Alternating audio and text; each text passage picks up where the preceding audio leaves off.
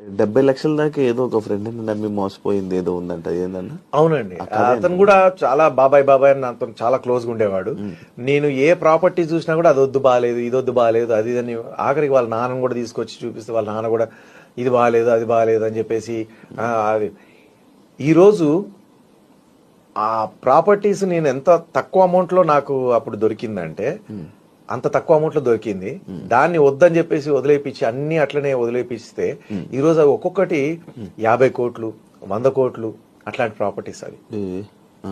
Even మణికొండలోనే 2 acres 11 lakhs కే ఇస్తామన్నారు. మణికొండలో 2 acres 11 lakhs కి ఇస్తామన్నారు.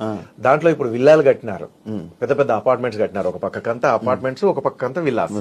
అందులో ఒక 20 విల్లాలు వచ్చినా కూడా నా వంతుకి ఆ 2 acres కి 20 విల్లాలు వచ్చినా కూడా ఒక్కొక్క విల్లా 15 కోట్లు. చూడండి, పోనీ 10 విల్లాలు వచ్చినా 100 కోట్లు.